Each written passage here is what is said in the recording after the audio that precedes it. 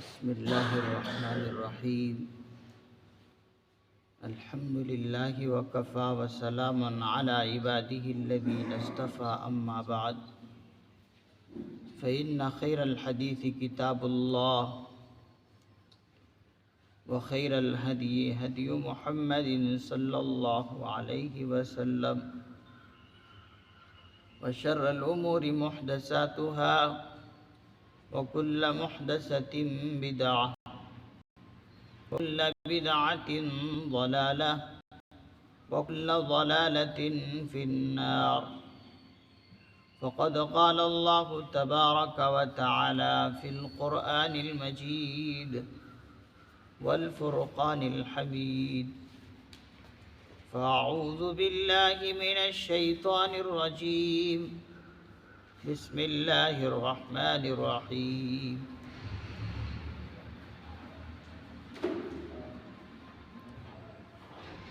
وَإِذَا أَخَذْنَا مِيثَاقَ بَنِي إِسْرَائِيلَ لَا تَعْبُدُونَ إِلَّا اللَّهَ وَبِالْوَالِدَيْنِ إِحْسَانًا وَذِي الْقُرْبَى وَالْيَتَامَى وَالْمَسَاكِينِ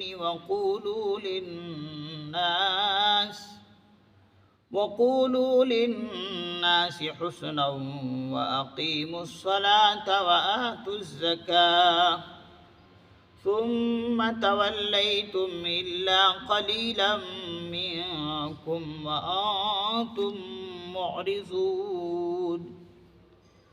وَإِذَا أَخَذْنَا مِيثَاقَكُمْ لَا تَسْفِكُونَ دِمَاءَكُمْ وَلَا تُخْرِجُونَ أَنفُسَكُم من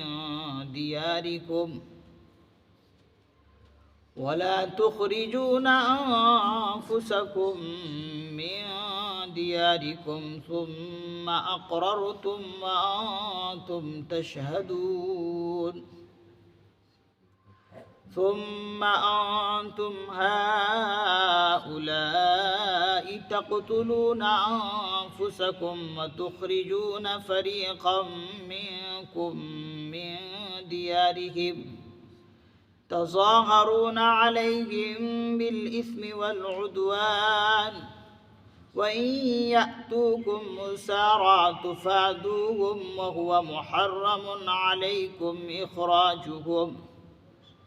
أفتؤمنون ببعض الكتاب وتكفرون ببعض فما جزاء من يفعل ذلك منكم إلا خزي في الحياة الدنيا ويوم القيامة يردون إلى أشد العذاب وما الله بغافل عما تعملون.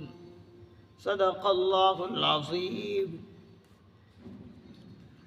وَإِذَا أَخَذْنَا مِيثَاقَ بَنِي إِسْرَائِيلَ لَا تَعْبُدُونَ إِلَّا اللَّهَ. اور وہ وقت یاد کرو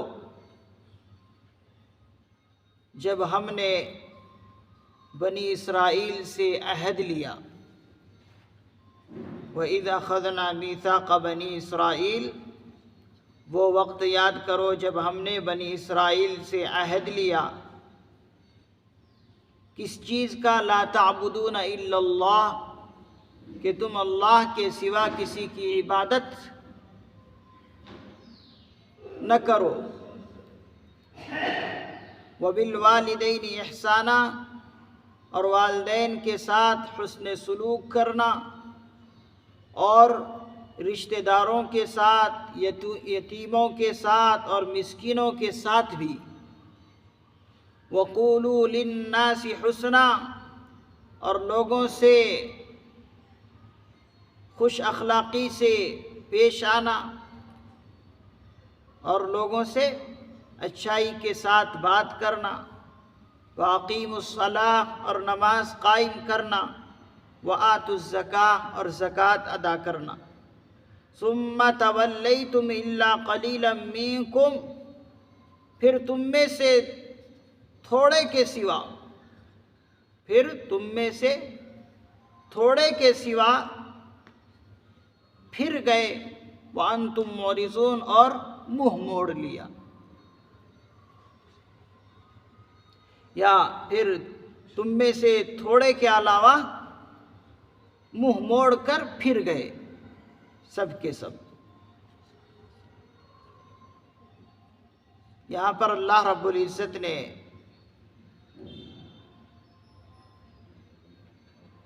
بنو اسرائیل سے جن جن چیزوں کا عہد لیا تھا اس کا ذکر کر رہے ہیں۔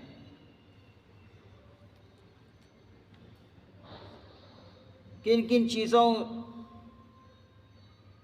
سے انہیں آگاہ کیا تھا اور کن چیزوں پر ان سے عہد اور معاہدہ اللہ نے لیا تھا، ان کا ذکر کر رہے ہیں۔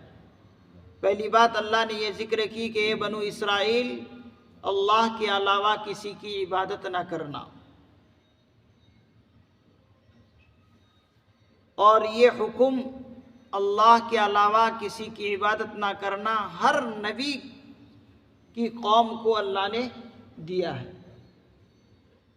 لقد ارسلنا فی امہ، اللہ رب العزت نے فرمایا کہ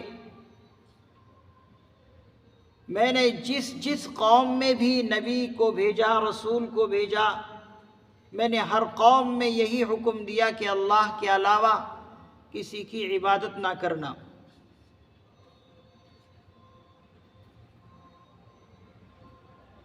جیسے کہ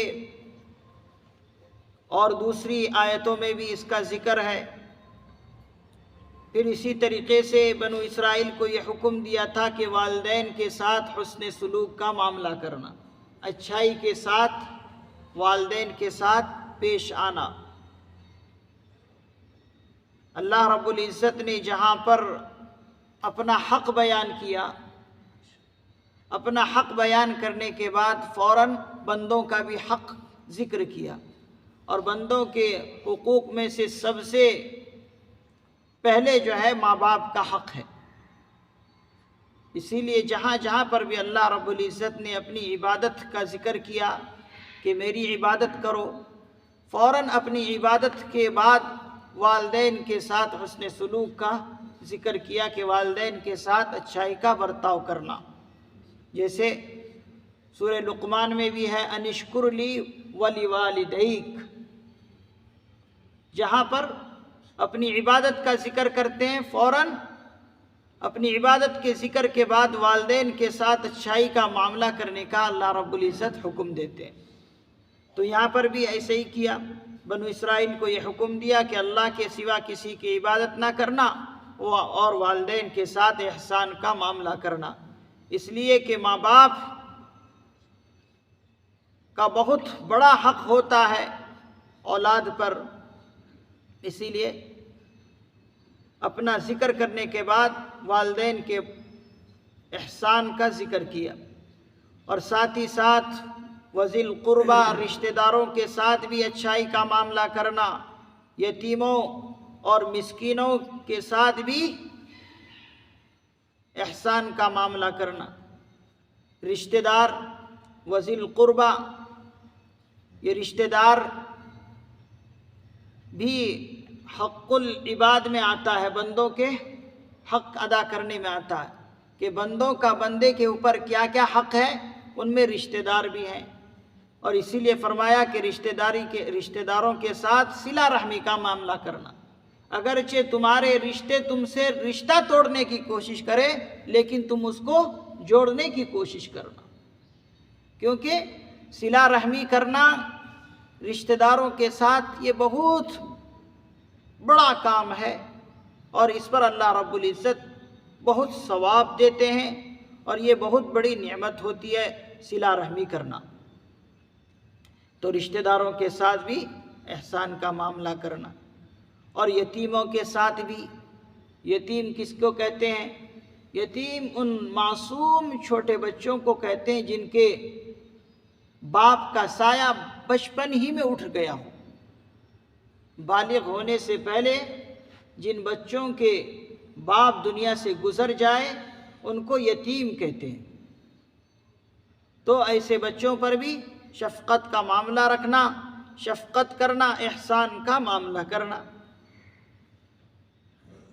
والمساکین، اور مسکینوں کے ساتھ بھی احسان کا معاملہ کرنا۔ مسکین کسے کہتے ہیں؟ کہ جو خود اپنی ضروریات اور اپنے بال بچوں کی ضروریات کو پورا نہ کر سکے، ان کو مسکین کہتے ہیں۔ یعنی اتنی ضروریات ان کے پاس نہ ہو کہ خود اور اپنے بال بچوں کی ضروریات ان کے پاس ہو،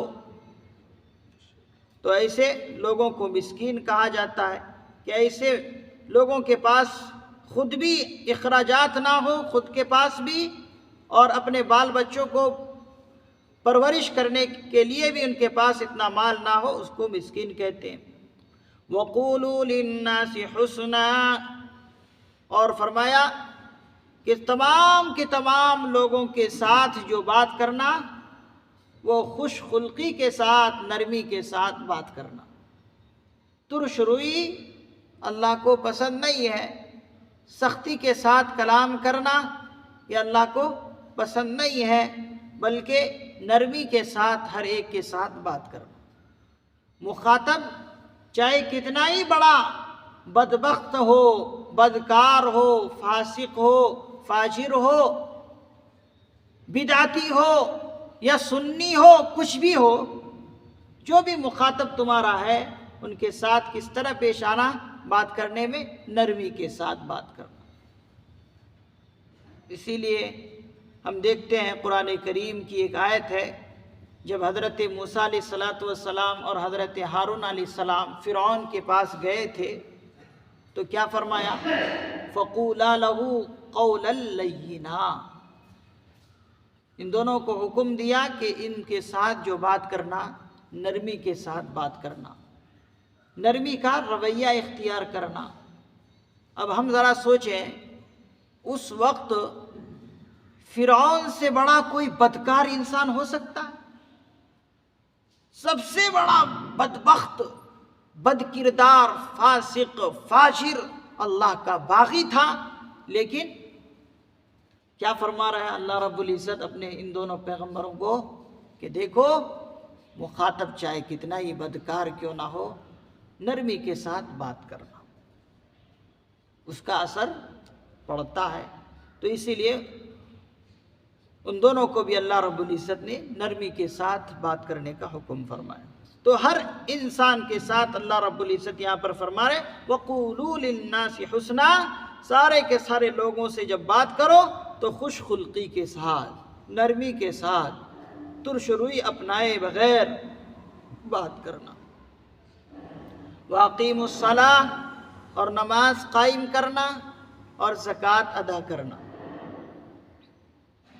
نماز قائم کرنا کا مطلب یعنی نماز کو اپنے وقت پر ادا کرنا، یہ مطلب ہے کہ جیسے ہی وقت ہو جائے ان وقتوں میں ہی نماز کو ادا کر لینا، نماز کو قضا ہونے نہ دینا، اس کو کہتے اقامت صلاۃ۔ اور اقامت صلاۃ میں بہت سی چیزیں داخل ہیں۔ حضرات مفسر نظام فرماتے ہیں کہ اقامت صلاۃ سے مراد یہ ہے کہ نماز کے اندر تمام کے تمام آداب کو بجا لانا، مستحبات کو بجا لانا، سنن کو بجا لانا، واجبات کو بجا لانا، واجبات کے ساتھ ادا کرنا، تمام کے تمام آداب کی رعایت کرتے ہوئے نماز کو قائم کرنا، یہ مراد ہے اقامت صلاۃ۔ نماز پڑھنا مراد نہیں ہے بلکہ نماز کو قائم کرنا۔ نماز پڑھنا الگ چیز ہے، اقامت صلاۃ نماز کو قائم کرنا الگ چیز ہے۔ تو تمام کے تمام آداب کی رعایت رکھتے ہوئے نماز کے لیے کھڑا ہونا اور ادا کرنا، اس کو کہتے ہیں اقامت صلاۃ۔ وَآتُوا الزَّکاۃَ، اور زکوٰۃ بھی ادا کرتے رہنا۔ زکوٰۃ کہتے ہیں اتنی مال ہو تمہارے پاس کہ جس میں زکوٰۃ فرض ہوتی ہے، وہ مال ادا کرنا کس کے لیے؟ اللہ کی رضا کے لیے، اللہ کے بندوں پر نکالنا، خرچ کرنا۔ اس آیت مبارکہ سے معلوم ہو رہا ہے کہ یہ تمام کی تمام چیزیں ہر امتوں میں رہی ہیں۔ ہر امت کو اللہ رب العزت نے یہ حکم دیا ہے، چاہے وہ حضرت آدم علیہ السلام کی امت ہو، چاہے وہ حضرت نوح علیہ السلام کی امت ہو، چاہے اور دیگر انبیاء ہو، ہر ایک امت میں یہ کچھ چیزیں ضرور اللہ نے دیے ہیں اور ان پر عمل کرنے کے لیے اللہ نے حکم فرمایا۔ ہو سکتا ہے کہ ان امتوں میں طریقے الگ ہو، لیکن ہر امت کو اللہ نے یہ حکم فرمایا۔ لیکن کیا ہوا؟ اللہ رب العزت فرما رہے جب بنی اسرائیل کو اللہ نے یہ احکام دیے تو انہوں نے ان کو انجام دینے کے بجائے کیا کیا؟ اللہ رب العزت فرما رہے پھر تم میں سے تھوڑے کے سوا سب کے سب پھر گئے وَأَنْتُمْ مُعْرِضُونَ، اور منہ موڑ لیا۔ یعنی ان کو انجام دینا چاہیے تھا یہ احکام، ان پر عمل کرنا تھا، لیکن تھوڑے لوگوں کے سوا سبوں نے جو ہے عہد شکنی کر دی، اپنے عہد کو توڑ دیا۔ جو اللہ نے عہد لیا تھا ان سے، تمام کے تمام ان باتوں پر جو عہد ہے وہ تمام کے تمام لوگوں نے اس عہد کو توڑ دیا، عہد شکنی کی۔ اور عہد شکنی اللہ کی نظر میں بہت خراب چیز ہے کہ عہد کر کے اس عہد کو توڑ دینا، بغیر کسی شرعی عذر کے توڑ دینا۔ تو یہ ہے بنی اسرائیل کی بدبختی، انہوں نے تھوڑے لوگوں کے سوا سبوں نے توڑ دی۔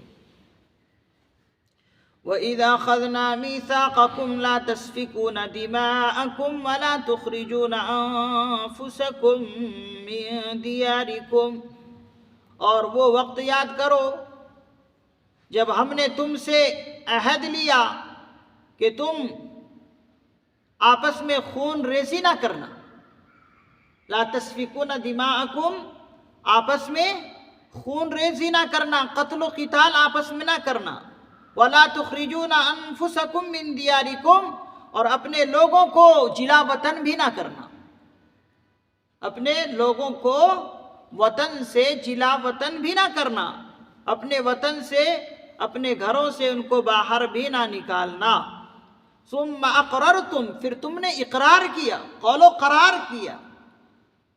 یہ نہیں کہ ہم نے صرف تمہیں یہ حکم دے دیا اور بس، بلکہ نہیں، تم نے اس پر اقرار کیا کہ ہاں ہم یہ جو آپ حکم دے رہے ہیں اس کو بجا لائیں گے، تم نے اقرار کیا۔ وَأَنْتُمْ تَشْهَدُونَ، اور تم شاہد بھی ہو، گواہ بھی بنے، تم گواہ بھی ہو۔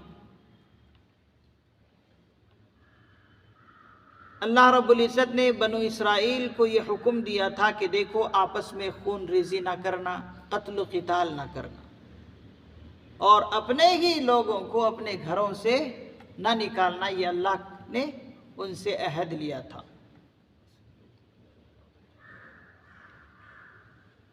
لیکن ان عہدوں پر ان کا کچھ بھی عمل نہیں رہا۔ آگے اس کو فرما رہے ثم انتم هؤلاء تقتلون انفسکم، لیکن کیا ہوا؟ لیکن پھر بھی تم ہی لوگ ہو، تم ہی وہ لوگ ہو کہ آپس میں قتل بھی کرتے ہو، وتخرجون فریقا منکم من دیارہم، اور اپنے ہی فریق میں سے ان کو اپنے گھروں سے نکالتے ہو، تظاہرون علیہم بالاثم والعدوان، اور ان کے مقابلے میں گناہ اور زیادتی کے ساتھ ان کے دشمنوں کی مدد بھی کرتے ہو تم لوگ۔ وَإِن يَأْتُوكُمْ أُسَارَىٰ تُفَادُوهُمْ، اور اگر وہ تمہارے پاس قیدی ہو کر، گرفتار ہو کر آئے، تُفَادُوهُمْ، تم ان کو چھڑا لیتے ہو۔ وَهُوَ مُحَرَّمٌ عَلَيْكُمْ إِخْرَاجُهُمْ، حالانکہ تم پر ان کا نکالنا ہی حرام تھا، حالانکہ ان کو نکالنا ہی تم پر حرام تھا۔ پھر فرما رہے ہیں اَفَتُؤْمِنُونَ بِبَعْضِ الْكِتَابِ وَتَكْفُرُونَ بِبَعْضٍ، کیا تم تورات نامی کتاب کے بعد حصے پر ایمان رکھتے ہو؟ وَتَكْفُرُونَ بِبَعْضٍ اور بعض کا انکار کرتے ہو؟ فَمَا جَزَاءُ مَن يَفْعَلُ ذَلِكَ مِنكُمْ إِلَّا خِزْيٌ فِي الْحَيَاةِ الدُّنْيَا، پس جو شخص ایسا کرے پس اس کے لیے اس کے علاوہ اور کیا سزا ہو سکتی ہے؟ بس یہ کہ دنیاوی زندگی میں ان کو رسوائی ہو، یہی ان کے لیے سزا ہے۔ وَيَوْمَ الْقِيَامَةِ يُرَدُّونَ إِلَىٰ أَشَدِّ الْعَذَابِ، اور قیامت کے دن ایک سخت عذاب کی طرف ان کو بھیجا جائے گا۔ وَمَا اللَّهُ بِغَافِلٍ عَمَّا تَعْمَلُونَ، اور اللہ رب العزت تمہارے ان حرکتوں سے، تمہارے ان اعمال سے بے خبر نہیں ہے۔ اللہ غافل نہیں ہے ان چیزوں سے جو تم کر رہے ہو۔ بنو اسرائیل کو اللہ رب العزت نے یہ حکم دیا تھا کہ آپس میں خون ریزی نہ کرنا اور ان کو ان کے گھروں سے نہ نکالنا، لیکن اللہ رب العزت فرما رہے ہیں کہ تم لوگ اس عہد پر عمل نہیں کیا، بلکہ اپنے لوگوں کو ہی گھروں سے ان کے نکالا اور خون ریزیاں کی۔ حضرات مفسرین نظام فرماتے ہیں کہ مدینے کے اندر جو یہود رہا کرتے تھے، یہودیوں کے بھی دو قبیلے تھے اور بت پرست کے بھی دو قبیلے تھے۔ بت پرست کے دو قبیلے اوس اور خزرج، یہ دو قبیلے تھے، اور اسی کے گرد و نواح میں انہی کے بالکل اڑوس پڑوس میں دو قبیلے اور تھے جو یہودیوں کے قبیلے تھے، ایک بنو قریظہ، ایک بنو نذیر۔ دونوں قبیلے جو اوپر ذکر ہوئے اوس اور خزرج، یہ بت پرست تھے، لیکن آپس میں ان دونوں قبیلوں کی بنتی نہیں تھی، اوس اور خزرج کی، یہ اس کے دشمن، یہ اس کے دشمن، دونوں میں ہمیشہ لڑائیاں رہتی تھی۔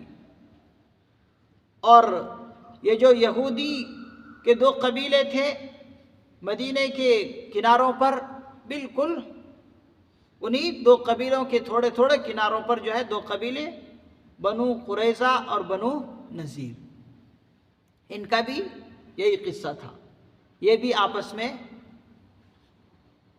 لڑا کرتے تھے، ان دونوں کے بھی آپس میں نہیں بنتے تھے۔ حضرات مفسرین نظام نے فرمایا کہ اوس اور خزرج یہ جو دو قبیلے تھے، ان دونوں میں ہمیشہ لڑائیاں رہتی تھی، تو اوس کی حمایتی بنو قریظہ جو قبیلہ تھا، یہ ان کی حمایت کرتے تھے اوس کی، اور اسی طریقے سے جو خزرج ہے بنو نذیر، ان کی حمایت تھے۔ اوس کے بنو قریظہ حمایتی اور دوست یاری ان دونوں کے اندر تھی، اور خزرج کی اور بنو نذیر کی دوستی اور یاری تھی۔ جب اوس اور خزرج آپس میں لڑتے، جھگڑا کرتے، قتل و قتال کرتے، تو یہ دونوں قبیلے جو یہودیوں کے ہیں، بنو قریظہ اور بنو نذیر، وہ اپنے اپنے حمایتی دوستوں کی مدد کیا کرتے تھے۔ یہ دونوں ان کے ساتھ جو ہے جیسے بنو قریظہ کی دوستی اوس سے تھی اور بنو نذیر کی دوستی خزرج سے تھی، تو جب اوس اور خزرج دونوں لڑتے تو یہ دونوں حمایتی اپنے اپنے قبیلے کی، اپنے اپنے دوستوں کی مدد کیا کرتے تھے۔ تو اس میں کیا ہوتا؟ بہت زیادہ خون ریزیاں ہوتی تھی، قتل و قتال ہوتی تھی۔ تو بعض مرتبہ کیا ہوتا، بنو قریظہ اور بنو نذیر کے جو آدمیاں اپنے اپنے حمایتی دوستوں کی مدد کرتے تو قتل و قتال ہوتے۔ تو بعض مرتبہ ایسا ہوتا کہ ان کے آدمی وہاں پر گرفتار ہوتے، بنو قریظہ اور بنو نذیر کے لوگ جو ہے بعض مرتبہ گرفتار ہوتے، تو یہ لوگ کیا کرتے، جو یہودی ان کے کوئی گرفتار ہوتے تو کیا کرتے، اللہ رب العزت فرما رہے ہیں وَإِن يَأْتُوكُمْ أُسَارَىٰ تُفَادُوهُمْ کہ جب یہ قید ہوتے ان کے بنو قریظہ اور بنو نذیر کے کچھ لوگ جو یہودی ہیں، جب قید ہوتے تو یہ دونوں آپس میں مل کر جو ہے ان اپنے یہودی بھائیوں کو چھڑا لیتے تھے، فدیہ دے کر چھڑا لیتے۔ لیکن جب لڑائی کی بات ہوتی تو یہ دونوں اپنے اپنے حمایتی دوستوں کی مدد کیا کرتے تھے۔ تو اللہ رب العزت فرما رہے کہ جب گھر سے نکالنے کی بات آتی اور قتل و قتال کی بات آتی تو تم تو ایک دم دھڑلے سے جا کر ان سے لڑتے ہو، دونوں آپس میں جو دوستی اور یاری ہے بالکل جا کر لڑتے اور قتل و قتال کرتے ہو، خون خرابہ کرتے ہو۔ لیکن جب تمہارے ساتھی کوئی یہودی جا کر گرفتار ہوتے تو دونوں مل کر جو ہے ان کو گرفتار چھڑا لیتے ہو۔ تو ان لوگوں سے جب پوچھا جاتا تو جب قتل و قتال ہوتے، یہ لوگ جب وہاں جا کر بھی مل کر قتل و قتال کرتے تو کہتے بھائی ہمارے دوست کو مارا جا رہا تو ہم کیوں نہ ساتھ دیں، ہم کیوں پیچھے ہٹیں، دوست کو مارے تو ہم پیچھے کیسے رہ جائیں، یہ تو اخلاقی فریضہ ہے، تو ہم اس لیے جا کر لڑتے ہیں۔ لیکن اللہ رب العزت پھر جب ان سے پوچھتے ہیں بھائی جب تمہارے یہودی گرفتار ہوئے تو پھر مل کر دونوں کے دونوں کیوں چھڑاتے ہو فدیہ دے کر، تو کہتے کہ فدیہ دینے کا حکم ہماری تورات نامی کتاب پر اللہ نے نازل کیا، تورات نامی کتاب میں دیا ہے کہ جب تمہارے لوگ کسی کے یہاں گرفتار ہو جائے تو اس کو فدیہ دے کر چھڑا لو۔ تو اللہ رب العزت اسی کو فرما رہے افتؤمنون ببعض الکتاب وتکفرون ببعض، کیا تم کتاب یعنی تورات نامی کتاب کے بعض حصے پر ایمان رکھتے ہو اور بعض حصے کا انکار کرتے ہو؟ جس طریقے سے قتل و قتال کرنا اللہ نے تم پر حرام قرار دیا ہے، اسی طریقے سے یہ بھی تو حکم ہے کہ یہ قتل و قتال نہ کرنا، یہ بھی حکم ہے۔ تو اس حکم کو چھوڑ دیتے ہو یعنی قتل و قتال کرتے ہو، اور جو اللہ کا ایک حکم ہے فدیہ دے کر چھڑانا، اس پر عمل کرتے ہو۔ کرنا ہے تو تینوں پر عمل کرو کہ ان کو اپنے گھروں سے بھی نہ نکالو اور قتل و قتال بھی نہ کرنا اور فدیہ دے کر تمہارے ساتھیوں کو چھڑا لینا۔ دو حکم پر تمہارا عمل نہیں، ایک حکم پر عمل ہے، تو یہ کیسا ایمان تمہارا؟ تو اسی کو اللہ رب العزت فرما رہے فما جزاء من يفعل ذلك منكم الا خزي في الحیات الدنیا۔ گویا کہ حضرات مفسر نظام نے فرمایا کہ یہ یہودی اللہ کے پیغمبر صلی اللہ علیہ وسلم کا انکار کر رہے ہیں کہ بعض حکم کو مان رہے ہیں جو لے کر آئے ہیں اور بعض کو نہیں مان رہے ہیں، جس کی وجہ سے یہ سب کے سب کافر ٹھہرے ہیں، یہ سب کے سب کافر ٹھہرے۔ اسی کے لیے اللہ رب العزت نے فرمایا کہ دنیا کے اندر ان کو رسوائی ملے گی، الا خزي فی الحیات الدنیا، دنیا کے اندر ان کی رسوائی ہے، ذلت ہی ذلت ہے، اور قیامت کے دن ان کو سخت عذاب میں بھیجا جائے گا۔ اور سخت عذاب اور دنیا کی رسوائی ایسے لوگوں کو ہی ملا کرتی ہے، ایسے لوگوں کو ہی سزا اس طرح دیا جاتا ہے کہ جو انکار کر بیٹھے حکموں کا۔ اسی کو فرما رہے وَمَا اللَّهُ بِغَافِلٍ عَمَّا تَعْمَلُونَ، اور اللہ رب العزت غافل نہیں ہے ان چیزوں سے جو تم کرتے ہو۔ اللہ رب العزت سے دعا ہے اللہ رب العزت ہمیں قرآن کریم کی عظمت کو سمجھنے کی توفیق نصیب فرمائے، اور جو احکام الہی ہمیں اللہ رب العزت نے دیے ہیں ان تمام کے تمام احکامات کو بجا لانے کی توفیق نصیب فرمائے۔ سبحان اللہ و بحمدہ، سبحانک اللہم و بحمدک، ونشہد ان لا الہ الا انت ونستغفرک ونتوب الیک۔ سبحان ربک رب العزت عما یصفون وسلام علی المرسلین والحمد للہ رب العالمین۔